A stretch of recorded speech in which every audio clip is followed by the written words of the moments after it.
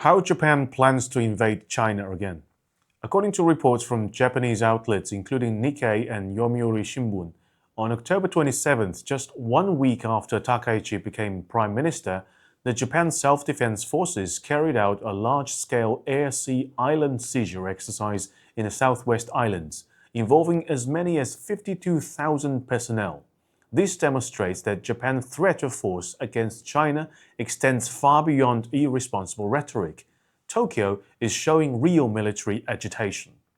However, Professor Wang Xiangsui, a retired PLA Senior Colonel, argued that Takaichi administration's appetite for military adventurism is built on two major misjudgments. These reveal not only a lack of basic military understanding, but also a fundamental misconception of Japan's own position within the US-Japan alliance. Misjudgment number one is overestimating its ability to challenge the PLA. According to the Tokyo Shimbun, the JSDF has already drawn up 3 contingency plans for island seizures in the event of a Taiwan crisis as early as 2021. 1. Launch a rapid amphibious assault using approximately 3,000 personnel from Amphibious Rapid Deployment Brigade, and 2. Conduct a large-scale amphibious operation deploying follow-on forces to the southwest with sustained transport and logistics support.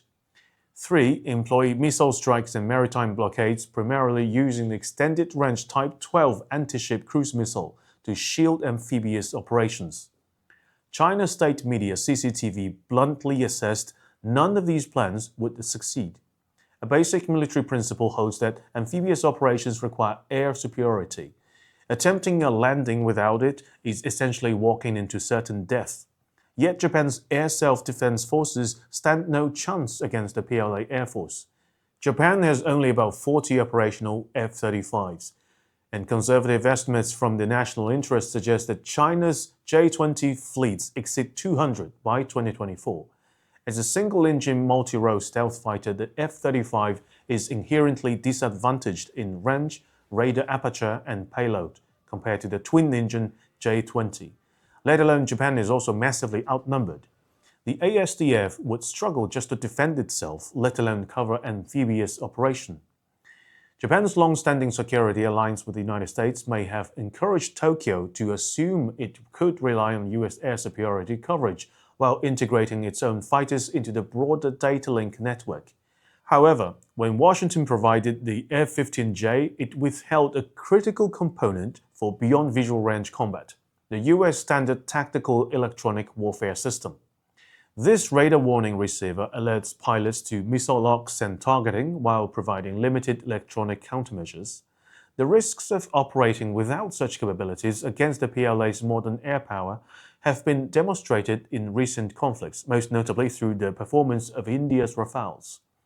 Although Japan has developed an external electronic warfare pod, it occupies weapons station on the F-15J, increases aerodynamic drag and fuel consumption, reduces combat radius, and simultaneously enlarges the aircraft's radar cross-section, making it an even more vulnerable target within China's integrated kill chain, which leverages early warning aircraft, stealth fighters, and stealth-loyal wingman UAVs. Moreover, any Japanese amphibious forces attempting to assemble or maneuver would be exposed to China's rocket artillery, cruise missiles, and hypersonic weapons, potentially in saturation strikes. Historical precedent illustrates the consequences. On August 19, 1942, Allied forces attempted to land at Dieppe without air superiority. Of the 6,086 troops, 3,623 were killed, wounded, or captured.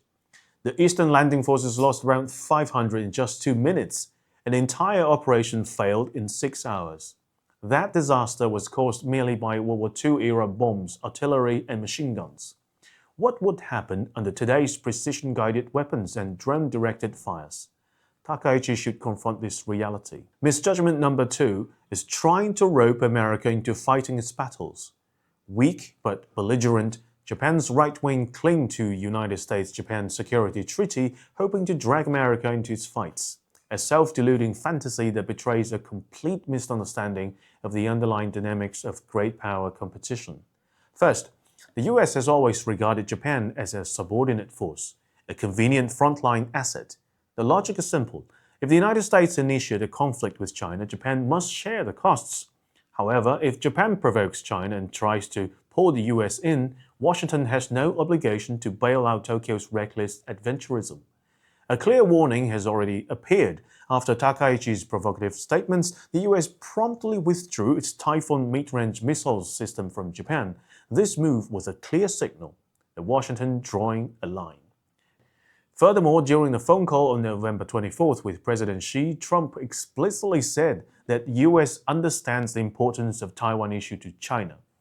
Both US leadership statements and military action reflect the same reality. Takaichi's misguided remarks and actions on the Taiwan question is not welcomed by the White House.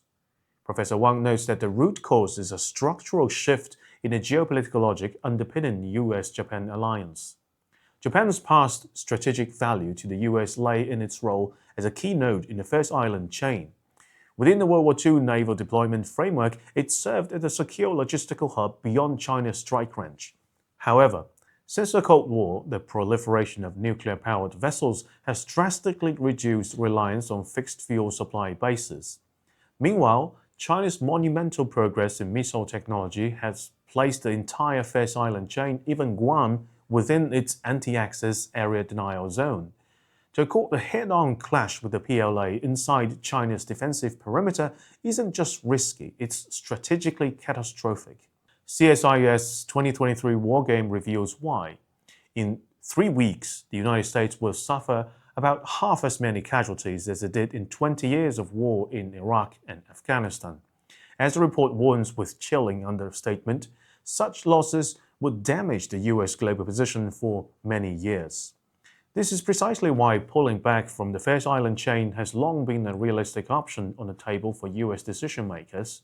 Air and Space Forces magazine reported that since 2023, the US Air Force has practiced dispersed deployment across the Indo-Pacific due to pessimism about the survivability of bases like Okinawa and even Guam in wartime. Thus, Takaichi's remarks are not only militarily unfeasible, they actively complicate US strategy. In trying to present herself as loyal to Washington by playing the Taiwan card, she is in fact challenging Washington's strategic framework and attempting to entrap America into serving Japan's agenda. Such overreach will only end up diminishing Japan's value to the United States. Now, the irreversible consequences has appeared. China has begun reassessing its strategy towards Japan.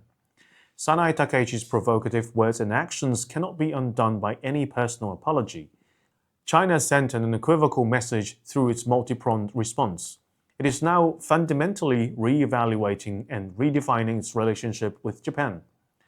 Diplomatically, the term "feng shi" has appeared for the first time in China's warnings, indicating that the protest now reflects the stance of the highest level of Chinese leadership, elevating the issue from departmental concern to one of national strategic will. Economically, militarily, and through media channels, a coordinated multi-agency response demonstrates that China views this as a comprehensive contest warranting nationwide mobilization.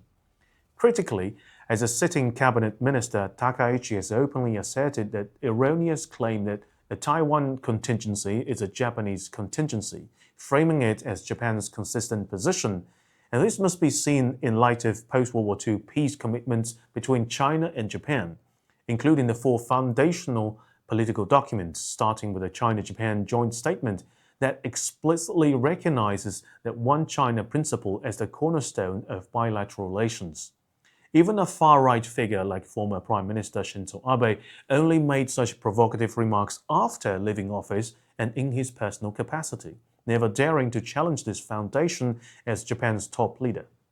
Now, Takaichi has not only crossed that line, but also denied historical truths, issuing military threats against China.